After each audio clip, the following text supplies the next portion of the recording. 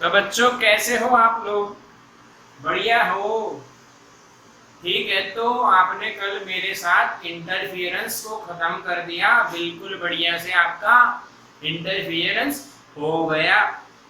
आज हम second part of the chapter देखने वाले हैं, जिसको हम बोलने वाले हैं डिफ्रैक्शन, जो आपके जीवन में पहली बार आया है और हर बार कुछ नया आना, यानी उसको बिल्कुल ध्यान से सीखना होता है। तो बच्चों स्टार्ट करते हैं आज का टॉपिक, जिसका नाम है डिफ्रैक्शन। तो बच्चों यहाँ पे हम बात करेंगे क्या? चलो अब बताओ, क्या मैं आपको एक एक्सपेरिमेंट करके बताता हूँ कि डिफ्रैक्शन होता क्या है। तो बच्चों क्या मेरी आवाज सुनाई दे रही है?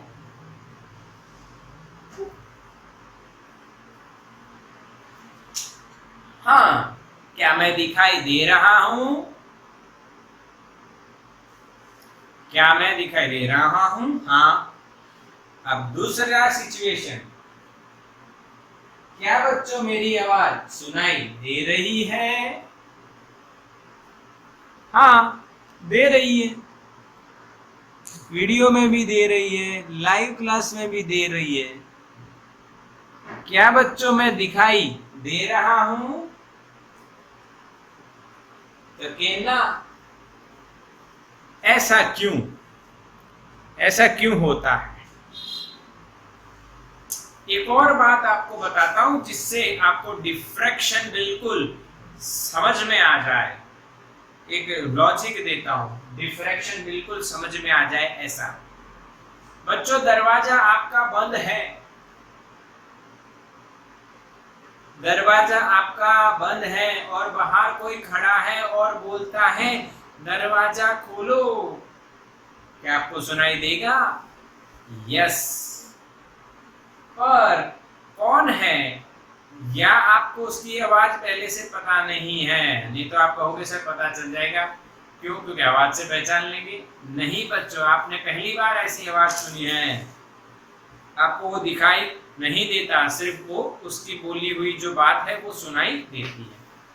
तो ये साउंड कहाँ से भाग के आ जाता है, और लाइट क्यों नहीं आ सकती है? जब दरवाजा बंद हो तो साउंड हमें सुनाई देता है, पर कौन है ये नहीं दिखाई देता। तो इसके पीछे का जो लॉजिक है, हाँ इसके पीछे का जो लॉजिक है बच्चों, उसको बोलते हैं हम लोग डिफ्रैक्शन। क्या बोलते हैं बच्चों? डिफ्रैक्शन। हाँ समझ में आया? यस समझ में आया। तो इसका लॉजिक ये है, आप ऐसा कह सकते हो कि बच्चों कि भाई साउंड वेव जो है वो मुड़ सकता है, यानी दरवाजे को क्रॉस करके आ सकता है, अंदर घुस के नहीं आ रहा है, मुड़ के आ रहा है। और जो इंसान में से लाइट रेस आ रही हैं वो मुड़ नहीं पाती हैं। समझ में आया? वो मुड़ नहीं पाती हैं बच्चों। तो इसी फिनोमेना को बोलते हैं डिफ्रैक्शन। लाइट रे मुड़ती है, पर थोड़ा मुड़ती, इतना नहीं मुड़ पाती कि हमें दिख जाए। ओके, एक और एग्जांपल देता हूँ। रुको 2 मिनट, हमारे पानी की रिक्शा आई है। रिक्शा रिक्शा रिक्शा रिक्शा, जब ये आती है हम चुप हो जाते हैं, जब ये जाती है तब हम पढ़ाते हैं। तक दुम दुम तक दुम दुम तक दुम दुम तक। कोई रिक्शा है जब वो आती है साउंड आता है धड़क धड़क धड़क धड़क। क्या बच्चों आपको रिक्शा दिखाई दी अभी आई जो? नहीं, क्योंकि लाइट रे इतना मुड़ नहीं पाता है। कोई भी चीज हमें क्यों दिखती है? क्योंकि उस पे लाइट आती है, वहां से रिफ्लेक्ट होके आपकी आंख में आती है। यानी बॉडी में से आती हुई रिफ्लेक्टेड लाइट आपको नहीं दिखती है, पर साउंड वेव आपको सुनता है, सुनाई देता है, सुनाई देता है। ठीक है, चलो तो डिफ्रैक्शन क्या है आपको इमेजिनेशन करवा दिया, अब पढ़ा भी देते हैं। देखो बच्चों देखो, सुनाई देगा अभी।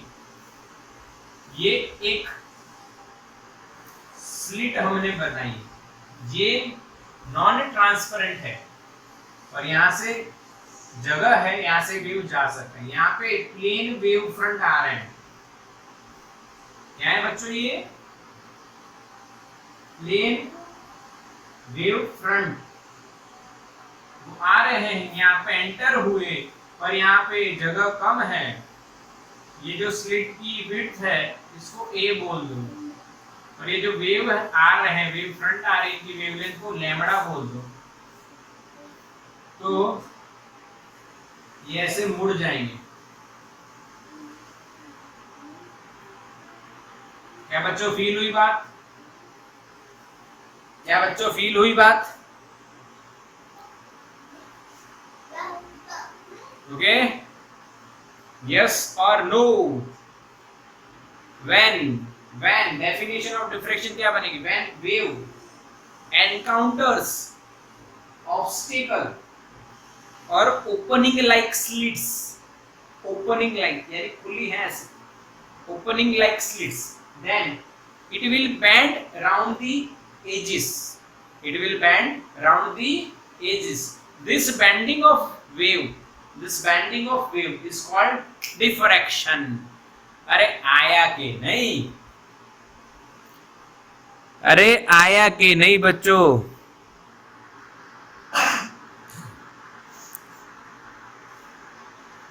यस और नो बच्चों?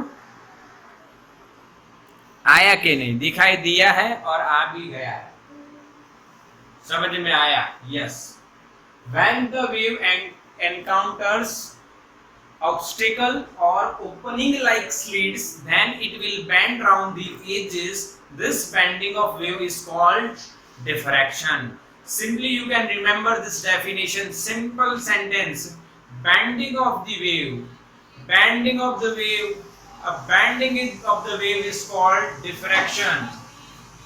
Simply you can say that bending of the wave is called diffraction. समझ में आया बच्चों? यस और नो? यस। अब बात करते हैं, अगर इसी सिचुएशन को हम बढ़ा दें, स्लिट को थोड़ी सी बढ़ा दें, तो जो वेव है वो बेंड तो होगा पर कम होगा। When the dimension or width of the slit increases, then bending decreases. You can say A increases, bending of wave decreases. So you can say bending of the wave depends on the width of the slit, directly or inversely. You can say bending is proportional to 1/A. बच्चों समझ में आया? Yes or no? Yes or no? Yes. But ये sufficient नहीं है, ये sufficient नहीं है। क्यों नहीं है? मान लो दरवाजा इतना सा खुला है और कोई इंसान बाहर से बोलता है तो उसका साउंड सुनाई देता है, पर वो दिखाई नहीं देता, यानी साउंड बैंड हो गया, बट लाइट बैंड नहीं हुई, इतनी ज्यादा बैंड नहीं हुई कि हमें दिखाई दे। यानी विड्थ अगर सेम है पर वेव अगर चेंज होता है, यानी साउंड और इसके बीच की बात कर रहे हैं हम लोग, लाइट की, फिर भी डिफ्रैक्शन या बेंडिंग चेंज होता है। तो केस 2 देखिए, ये केस 1 है, बेंडिंग किस पे डिपेंड करती है? तो विड्थ पे इनवर्सली करती है, ये बता दिया। बट केस 2 में देखिए, यहाँ पे हमने विड्थ बेंडिंग के लिए यहाँ पे जो विड्थ है ए है, और दूसरे केस में पर यहाँ पे मान लीजिए दरवाजा है, छोटी सी जगह है, यहाँ पे एक इंसान खड़ा है, तो यहाँ पे आपको साउंड सुनाई देगा और लाइट नहीं आएगी, लाइट रे नहीं आ पाएगी। साउंड सुनाई देगा, लाइट रे नहीं आ पाएगी। इसका मतलब bending of wave is also depends on the type of the wave. Yes or no? If the wave is sound wave, then it will bend, but if it is light, then it will not bend. So you can say from this experiment that light, or we can say bending depends on the type of the wave. And we all know in chapter number 8 we characterize that property of the wave. How to characterize any wave? We have two quantities, lambda and frequency. Lambda and frequency. So you can say that bending is also depending on lambda type of wave.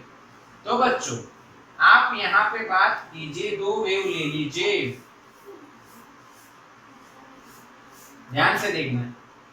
मैं यहाँ पे लिख रहा हूँ sound, भाई sound की जो lambda है वो 1 मीटर के ऑर्डर की होती है, और यहाँ पे मैं लिख रहा हूँ लाइट, विजिबल लाइट, जिसकी जो लैम्बडा होती है वो 10⁻⁷ मीटर के ऑर्डर की होती है। जैसे किसका ज्यादा लैम्बडा है?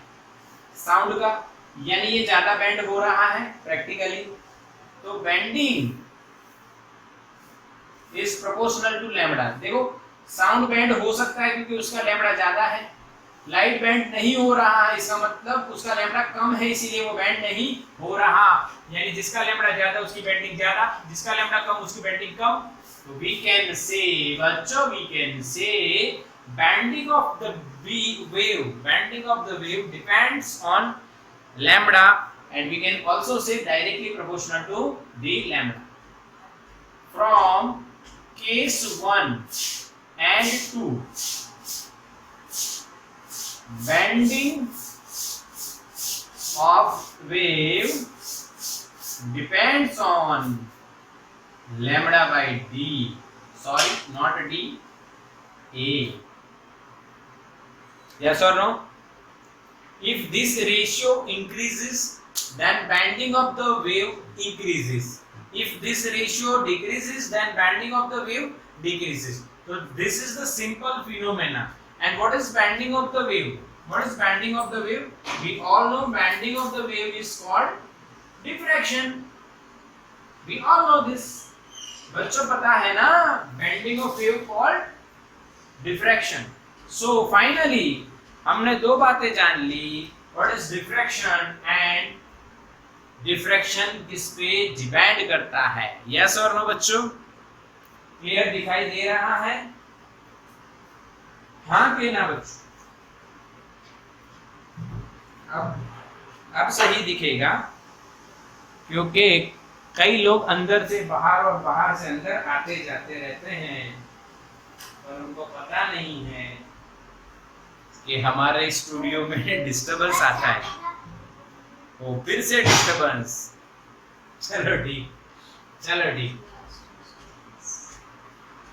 ये डिस्टरबेंस बच्चों 7 जन्मों का है, ये नहीं छूटे।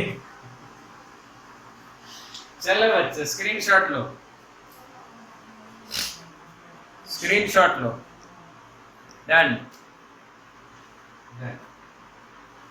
चलो अब इसके कुछ एग्जांपल्स देखते हैं, आपने सीढ़ी देखी? सीढ़ी जिससे ऊपर चढ़ते हैं, वो नहीं, जो वीडियो साउंड फोटो जिसमें आप देखते हो, कॉम्पैक्ट डिस्क बोलते हैं इसको, compact disc, yes right, compact disc बोलते हैं। उसमें जो लाइट दिखती है ना, वो डिफ्रैक्शन के कारण ही दिखती है,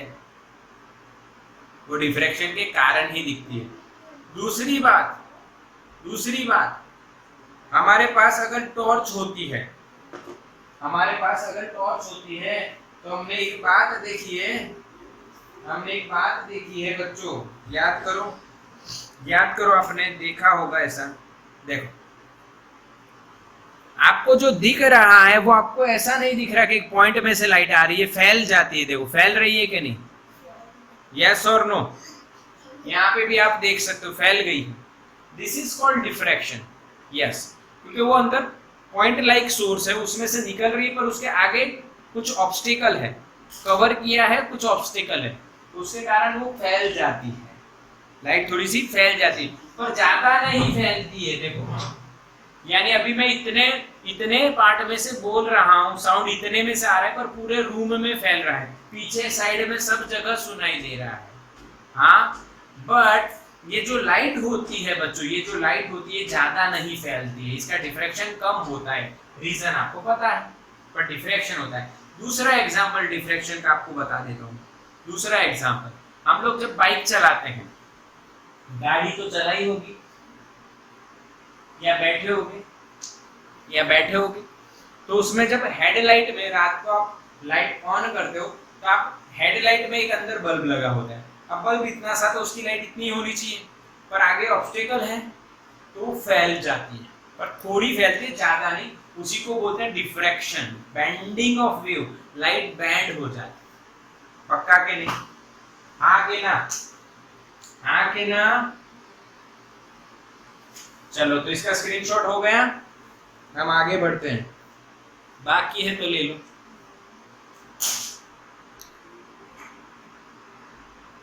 हो गया? चलो डन।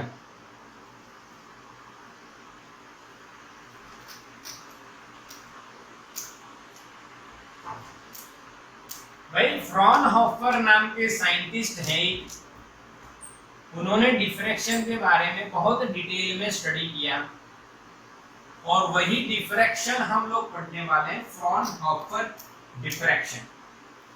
फ्रॉनहोफर डिफ्रैक्शन डिपेंड करता है कि सोर्स भी फाइनाइट है, और जो स्क्रीन है जिस पे आप डिफ्रैक्शन पैटर्न देखोगे वो भी फाइनाइट डिस्टेंस पे स्क्रीन रखी हुई है। ऐसा कुछ कहानी है, यानी इनफाइनाइट से रे आ रहे हैं, इनफाइनाइट पे ही जा रहे हैं, बीच में कुछ ऑब्स्टेकल आता है तो उनका डिफ्रैक्शन होता है। इसको हम लोग, दो साइंटिस्ट हैं, फ्रेनेल और फ्रॉनहोफर डिफ्रैक्शन। तो ये जो डिफ्रैक्शन है हम लोग फ्रॉनहोफर डिफ्रैक्शन बोल के पढ़ते हैं कि लाइट इनफाइनाइट से आ रही है, इनफाइनाइट पे जा रही है, ठीक है। बट उसमें प्रैक्टिकली क्या किया जाता है, लेंस रखे जाते हैं। वो लेंस इनफाइनाइट से आते हुए को एक जगह पे, एक पॉइंट पे इकट्ठा कर देते हैं, इसीलिए हम डिफ्रैक्शन का स्टडी कर सकते हैं। यानी सन लाइट आ रही है, उसके बीच में आपने इतना सा कॉन्वेक्स लेंस रख दिया, तो आप देखोगे उसके फोकस पे एक पॉइंट पे लाइट बढ़ जाएगी। हाँ के ना? यस और बिल्कुल क्लियर। हाँ, ये कोई आपके एनसीईआरटी का थ्योरी का टॉपिक नहीं, ये तो मैंने कहीं पढ़ा था पहले, पुरानी टेक्स्ट बुक में कहीं था, तो मैंने आपको बताया। मुझे भी इतना कुछ उसमें याद नहीं, ठीक है, तो वो इम्पोर्टेंट नहीं। But according to NCERT, now we have to start diffraction, and the first case is single slit. हमें जो पढ़ना है, सिंगल स्लिट में से होता हुआ डिफ्रैक्शन पढ़ना है। सिंगल स्लिट में से होता हुआ डिफ्रैक्शन हमें पढ़ना है बच्चों। तो स्टार्ट करते हैं इस तरह से। देखो, समझना है डायग्राम सबसे पहले। तो ये मैंने एक स्लिट ले ली बच्चों, एक ही स्लिट है, इस पे क्या आ रहे हैं, प्लेन वेव फ्रंट आ रहे हैं। यहाँ पे जो विड्थ है वो हम ए बोलते हैं बच्चों, और ये जो पॉइंट, इसको मैं एल बोलता हूँ, इसको मैं एन बोलता हूँ, ठीक है। इसको हटा देते हैं, जरूरत पड़ेगी जगह की। अब इनको बताने के लिए आप रे भी यूज कर सकते हो, यानी इस तरह से भाई रे आ रहे हैं, ये रे बताए यानी वेव आ रहा है, ये मैंने वेव फ्रंट ड्रॉ किया है, क्योंकि कई जगह रेफरेंस बुक में आप ऐसा भी लिखा देखोगे लैम्बडा, ये वेव फ्रंट, दो कंसेक्यूटिव वेव फ्रंट के बीच का जो डिस्टेंस है उसको लैम्बडा बोलते हैं, और ये रे बताए हैं इस डायरेक्शन में आ रहा है। जब वो इस स्लिट में से पास होंगे तो according to Huygens principle every point on this slit becomes secondary source and emits secondary wavelets by itself। तो यहाँ से secondary wavelets निकलेंगे बहुत सारे हर डायरेक्शन में। मान लो अगर मैं L की बात करूँ तो बच्चों इधर भी जाएगा, इधर भी जाएगा, इधर भी जाएगा, इधर भी जाएगा, हर जगह। N की बात करें तो ऐसे भी जाएगा, ऐसे, हर जगह। सही है ना? इन ऑल डायरेक्शन वो एमिट करेगा। और सामने अगर हम लोग स्क्रीन रख दे तो हमें इस स्क्रीन पे कुछ ना कुछ पैटर्न दिखेगी, पर ये इनफाइनाइट से आ रहे हैं तो यहाँ पे इनफाइनाइट पे जाएंगे तो हम लोग यहाँ पे कॉन्वेक्स लेंस रखेंगे, जिससे वो एक पॉइंट पे, जैसे सन लाइट को आप करते हो, याद है ना सनलाइट को, सनलाइट के सामने आप कॉन्वेक्स लेंस रख दो तो उसकी लाइट एक जगह पे फोकस हो जाती है, उसको हम लोग डिफ्रैक्शन पैटर्न बोल देते हैं। पर यहाँ पे अभी हम लोग सिंगल स्लिट में मैं आपको दो ही रे बताता हूँ, ये बहुत सारे नहीं, सिर्फ दो जो जरूरी है आपको 5 डिफरेंस निकालने के लिए। क्यों, वो भी बताया जाएगा। पहला हम ये लेते हैं जो सीधा जा रहा है, यहाँ पे मान लो C पॉइंट, तो ये सीधे जा रहे हैं।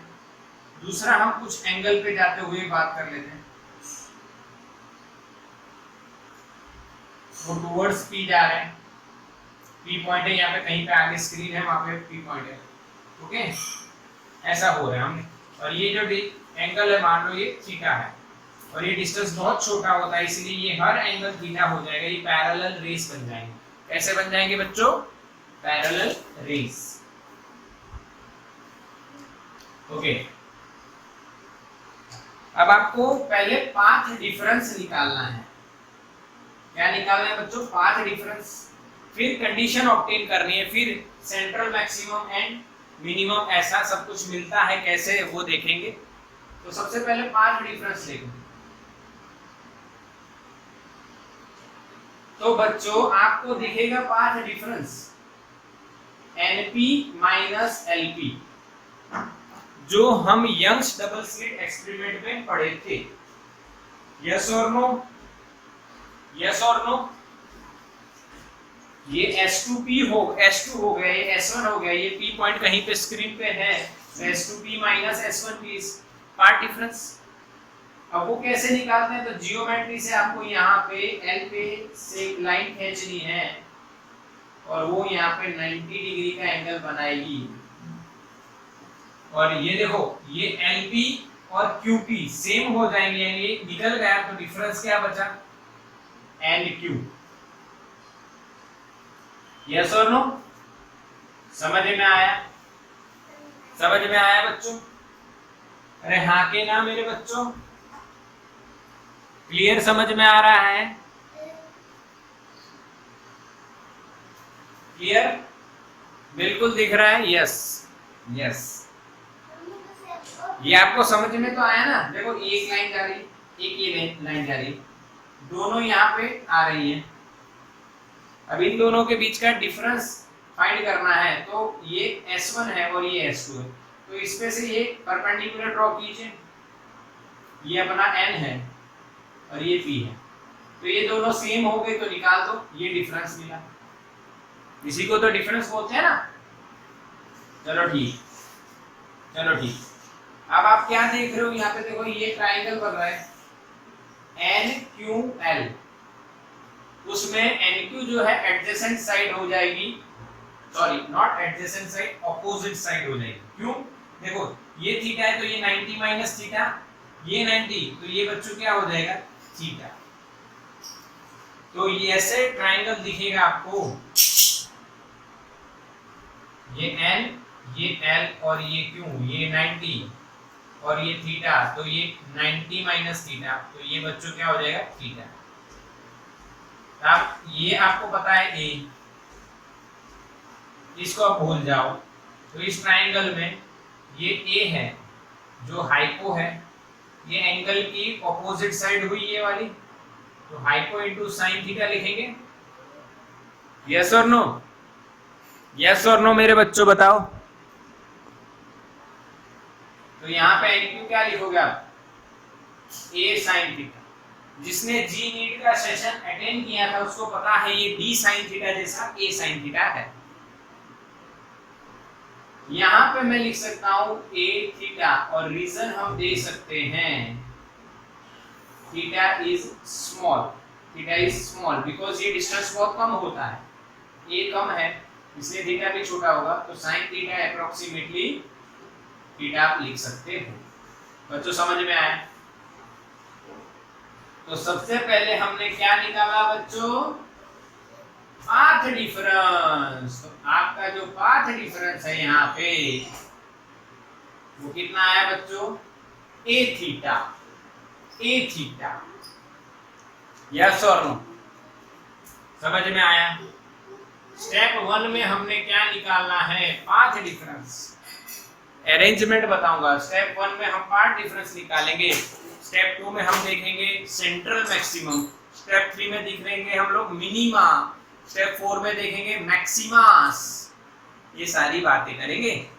तो स्टेप 1 में हमने पार्ट डिफरेंस निकाला, सबको पता चल गया कि वो क्या आएगा? ए थीटा। स्टेप 2 में हम लोग बात करेंगे सेंट्रल मैक्सिमम। तो बच्चों at C, when we talk about C point on the screen, मैंने आपको बताया यहाँ पे आप कॉन्वेक्स लेंस रखोगे तो जो सीधे रेस हैं वो सारे सी पे इकट्ठा हो जाएंगे और सी पे, सी के लिए for C you can say theta is 0। सीधे आ रहे हैं ना, ये थीटा है तो सीधे आ रहे हैं तो थीटा कितना? 0। यस और? इनिशियल डायरेक्शन ऑफ प्रोपोगेशन जो थी उसके साथ बनता हुआ एंगल यानी theta, A width of the slit, तो थीटा इज 0। अब थीटा 0 है, आप देखोगे पाथ डिफरेंस क्या है? 0। तो फेस डिफरेंस क्या आएगा? 0। तो कौन सा इंटरफेरेंस बनेगा? कंस्ट्रक्टिव। और इसके कारण इंटेंसिटी कैसे मिलेगी भाई? मैक्सिमम। तो इस पॉइंट को क्या बोला गया? Central maximum. अरे हाँ के ना आप कहोगे सर आप डिफ्रैक्शन पढ़ा रहे हो और बात इंटरफियरेंस की कर रहे हो। तो बच्चों डिफ्रैक्शन और इंटरफियरेंस में फर्क बताना बहुत ही डिफिकल्ट है। उसमें कोई फर्क जैसा है भी नहीं और थोड़ा बहुत है भी, पर बात दोनों कंबाइन की, यानी ये 3 वेव आए सी पे मिले, सी पे मिले तो 2 से ज्यादा वेव, अगर 2 या 2 से ज्यादा वेव कहीं पे इंसिडेंट हो रहे हैं तो इंटरफेरेंस हो जाएगा। और अगर उनका पाथ डिफरेंस 0 है यानी सेम टाइम पे पहुंचते हैं, सेम डिस्टेंस ट्रैवल करके आते हैं, तो कंस्ट्रक्टिव इंटरफेरेंस हो जाएगा और इंटेंसिटी मैक्सिमम मिलती है, इसीलिए इसको सेंट्रल मैक्सिमम बोला जाता है। हाँ कि ना मेरे बच्चों? समझ में आया? समझ में आया कि नहीं? यस और नो? यस और नो? यस और नो?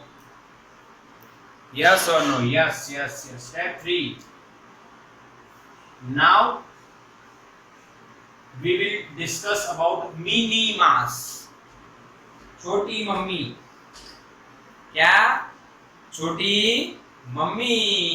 मिनीमा। मिनीमा छोटी मम्मी, बड़ी मम्मी छोटी मम्मी, मम्मी ही मम्मी। हम लोग घर में ऐसा बोलते हैं, छोटी मम्मी बड़ी मम्मी। ठीक है, चलो मिनीमास की बात करते हैं। चलो किसकी बात करते हैं बेटा? मिनीमास की बात करते हैं। अब उसके लिए आपको क्या करना है बच्चों? ध्यान से देखिए, ध्यान से देखिए। इस सी वाले पॉइंट को यहाँ पे मैं लिख देता हूँ एक बात, यह पॉइंट एम है। तो आपको क्या समझना है यहाँ पे देखिए, ये पूरी जो स्लिट है बच्चों, जिसकी विड्थ a है, ये L है, ये N है, उसको दो पार्ट में डिवाइड हुई ऐसा मानो, तो ये बच्चों a/2 हो जाएगा और ये बच्चों a/2 हो जाएगा। यहाँ पे हम लोग पॉइंट मान लेते हैं M, ठीक है। और यहाँ पे जो इससे रे जा रहा है, इधर जा रहा है ये रे, और ये कोई P पॉइंट है जहाँ पे मिनिमा मिल रहा है, मिनिमा यानी इंटेंसिटी जीरो हो रही, इंटेंसिटी जीरो होगी।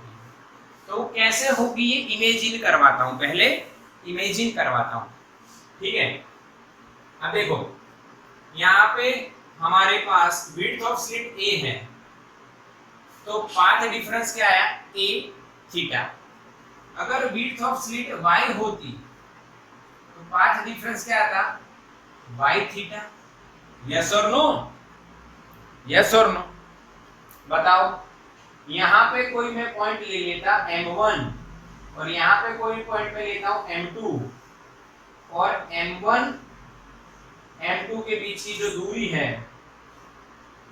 वो मान लो y है, तो वहां पे पाथ डिफरेंस क्या होगा, M2p minus M1p is equals to y theta. अरे हाँ के ना बच्चों, इन दो पॉइंट के बीच का डिस्टेंस a है, इसीलिए यहाँ पे पाथ डिफरेंस a थीटा मिलता है। और इन दो पॉइंट की बात करी जाए तो डिस्टेंस कितना है y, तो पाथ डिफरेंस क्या मिलेगा, y थीटा। बोलो पक्का के नहीं, आया के नहीं, आया के नहीं। M1 और M2 के बीच की दूरी y है, तो उसके कारण पाथ डिफरेंस क्या मिलेगा, y थीटा। अब यहाँ पे आपको क्या समझना है, यानी जो पूरा ln डिस्टेंस है उसको दो पार्ट में डिवाइड कर, यानी आपके पास लॉजिक समझना, 30 आपके पास 30 सोल्जर्स हैं, उनको दो पार्ट में डिवाइड करके एक दूसरे के सामने लाके खड़े कर दो, उनके हाथ में तलवार है और हम बोलेंगे 1 2 3 मार दो, तो सभी एक दूसरे को मार देंगे, तो सभी मर जाएंगे, तो बचेगा क्या, 0। ये वैसी बात है। यहाँ पे पूरी स्लिट के हम दो पार्ट सोचे, थीटा एंगल पे जाते हुए, कितने एंगल पे जाते हुए, थीटा एंगल पे जाते हुए हम लोग दो पार्ट सोचे बच्चों, Lm एंड Mn। तो इसके वेव और इसके वेव एक दूसरे से लड़ते हैं और एक दूसरे की इफेक्ट को कैंसल कर देते हैं, इसीलिए P पॉइंट के पास हमें मिनिमा मिलता है। बोला आया के नहीं, हाँ के ना बच्चों, बोलो हाँ या ना। समझ में आया, बिल्कुल आपको समझ में आना चाहिए। अब हम यहाँ पे एक पॉइंट मान लेते हैं, मान लीजिए मैंने जो वहां पे लिखा है वही लिख रहा हूं, M1 और यहाँ पे M2। तो बताओ अगर M1 इसका मिड पॉइंट है और अगर M2 इसका मिड पॉइंट है, तो M1 और M2 के बीच की दूरी कितनी, मैसेज करो। What is the distance between M1 and M2? ये a/2 है, ये a/2 है, तो M1 M2 की दूरी कितनी होगी, सोचो, आएगा कि नहीं, बहुत डिफिकल्ट है। यस निकिता, मीत, राइट आंसर बच्चों, a/2। अरे यार देखो, ये मान लो 10, ये मान लो 8 मीटर है और ये उसका आधा है, तो ये कितना हो गया, 4 मीटर। और ये इसका भी मिड पॉइंट है, तो बच्चों ये कितना हो जाएगा, 2 मीटर। तो यहाँ पे भी 2 मीटर, यहाँ पे मिड पॉइंट होगा 2 मीटर, तो ये इन दोनों के बीच की दूरी कितनी हो जाएगी, 4 मीटर। देसी हिसाब है, आके ना समझे के नहीं। टोटल 8 था, आधा आधा 4 हुआ, इनके मिड पॉइंट्स का डिस्टेंस भी 4 ही होगा। यानी मैं आपको क्या बताना चाहता हूं कि M1 M2 का जो डिस्टेंस होगा वो बच्चों कितना होगा a/2। तो M1 में से जो रे जा रहा है और M2 में से जो रे जा रहा है उसका पाथ डिफरेंस क्या होगा, M2P minus M1P is equals to a/2 into theta. Yes और नो बच्चों, यस और नो, समझ में आया कि नहीं? यस, यहाँ पे y डिस्टेंस होता तो y थीटा, a डिस्टेंस था तो a थीटा, और m1 और m2 के बीच में a/2 डिस्टेंस है तो a/2 थीटा। अब ध्यान से समझना है, L पे से जो रे जाएगा और M पे से जो रे जाएगा क्या उसका भी यही आएगा? हाँ के ना, ये a/2 हुआ तो a/2 थीटा। L के नीचे कोई पॉइंट होगा उतने ही दूरी पे M के नीचे जो पॉइंट होगा उसका भी a/2 होगा। यानी मैं आपको क्या बता रहा हूं, Lm और Mn जो दो पोर्शन है उनमें कंसेक्यूटिवली जो वेव्स आ रहे हैं उनके बीच का पार्ट डिफरेंस यही होगा। यस और नो? दो पार्ट में, कितने पार्ट में बच्चों? दो पार्ट में डिवाइड किया हमने, ठीक है? समझ में आया? अब क्या हो रहा है कि P पॉइंट पे हमें मिनिमा मिल रहा है, यानी इंटेंसिटी 0 मिल रही है, यानी ये दोनों एक दूसरे को मार देते हैं। यानी यहाँ पे जो पाथ डिफरेंस है वो λ/2 का ऑर्डर का होना चाहिए। क्यों?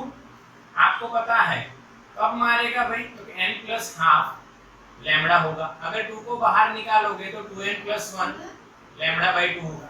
यानी λ/2 का ऑर्डर हुआ तो वहां पे डिस्ट्रक्शन हो जाएगा। क्या हो जाएगा? डिस्ट्रक्शन हो जाएगा। हाँ कि ना बच्चों? हाँ, और यहाँ पे हमें माइनस लेना है। मैंने आपको पहले भी नीट के लेक्चर में बताया था, माइनस लेना है। तो n की वैल्यू आप 1 रखोगे, 2 माइनस 1 1 λ/2। तो यहाँ पे λ/2 हो, वो कब होगा? सपोज a थीटा आपका क्या हो गया है? लैम्बडा। अब देखो यहाँ पे एक बात आपको समझनी है कि बच्चों यहाँ पे मिनिमा मिल रहा है इसलिए हम समझा रहे हैं। यानी a थीटा क्या होता होगा? लैम्बडा। और a थीटा लैम्बडा हो गया तो पार्ट डिफरेंस क्या हो जाएगा? λ/2। अगर पार्ट डिफरेंस λ/2 हो गया तो वहां पे क्या मिलेगा? मिनिमा। क्या मिलेगा? मिनिमा, क्योंकि इंटेंसिटी क्या हो जाएगी? 0। तो यहाँ पे आप थीटा इज इक्वल टू क्या लिख सकते हो बच्चों? λ/e। समझ में आया कि नहीं बच्चों? हाँ के ना बोलो? यस और नो? यस और नो? स्क्रीनशॉट लेते रहना या ले लेना। अभी ये तो सिंपल डायग्राम था, इसका ले सकते हो आप, ठीक है? और वीडियो तो मिलने वाला है, so don't worry about screenshot बच्चों। चलो क्लियर। अब यहाँ पे एक बात और छोटी सी, अब आपका जो पार्ट डिफरेंस जो है M2P माइनस M1P जो आपने लिखा हुआ है a/2 थीटा, वो हो जाएगा λ/2। यानी Lm में और Mn में जितने भी वेव आएंगे उन सभी के बीच का पार्ट डिफरेंस क्या हो जाएगा? λ/2। इसीलिए यहाँ पे डिस्ट्रक्शन होगा एट P, तो वहां पे क्या मिलेगा बच्चों? हमें मिनिमा, इंटेंसिटी 0। यस और नो? यस और नो बच्चों? यस और नो? बिल्कुल क्लियर। ओके, समझ में आया? यानी L से जाता हुआ थीटा एंगल पे और M से जाता हुआ थीटा एंगल पे जो रे है, वेव है, वो अपनी इफेक्ट को कैंसिल करेगा। यानी Lm और Mn के दोनों एक दूसरे की इफेक्ट कैंसिल करते हैं। अब यहाँ पे हमने कितने पार्ट्स लिए बच्चों? कितने पार्ट्स लिए? तो 2। फिर अगर इसके बाद वाला केस लो तो 4 पार्ट लो। अब 4 पार्ट लोगे तो ये एक दूसरे को मार देंगे और ये एक दूसरे को मार देंगे, तो बचेगा कुछ नहीं। इसी तरह से 6 पार्ट लो तो 3 3 है। रुको बच्चों, चलो बात कर लेते हैं बच्चों। 2 4 6 8 इस तरह से पार्ट करते जाओगे तो उसी तरह से हमें इक्वल इक्वल पार्ट एक दूसरे की इफेक्ट को कट करते जाएंगे तो हमें क्या मिलता जाएगा बच्चों? मिनिमा। समझ में आया? यस और नो? तो बच्चों मिनिमा की तो कंडीशन बनती है कि कितने एंगल पे प्रोपोगेशन की से कितने एंगल पे वेव जाएगा। तो पहले केस में हमने देखा लैम्डा बाई ए, तो यहाँ पे अगर मैं n रख दूं तो बच्चों n लैम्डा बाई ए जितने एंगल पे अगर वो जा रहा है तो हमें क्या मिलेगा? मिनिमा। और उसमें आपको n की वैल्यू क्या रखनी है? प्लस और माइनस 1, प्लस और माइनस 2 अप टू इनफाइनाइट। ऊपर भी मिलेंगे इसी तरह से, जो रे ऊपर भी जा रहे हो वैसे ही नीचे भी आ रहे होंगे, ऐसे आगे ना, तो ऊपर भी मिलेगा नीचे भी मिलेगा, बीच में तो सेंट्रल मैक्सिमम मिलेगा। इसीलिए n इज इक्वल टू 0 नहीं लिया। अगर 0 लेते तो थीटा 0 होता, पर थीटा 0 पे तो हमें क्या मिलता है? Central maximum. बोलो आया कि नहीं? बोलो आया कि नहीं बच्चों? स्क्रीनशॉट ले लो इसका।